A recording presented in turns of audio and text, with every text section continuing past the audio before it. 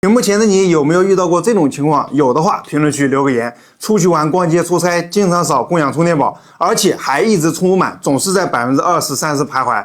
走到哪都要挂一个尿袋。来体验一下一加100瓦移动电源，100瓦超级快充，约17分钟就能将一加一3 Pro 6100毫安电池的手机充电至60%，12000毫安的容量，有一个 USB-C 和一个 USB-A 的接口，双口均支持 Superwalk 100瓦超级闪充。出门带上它，你再也不需要路上充电时掉个输液管。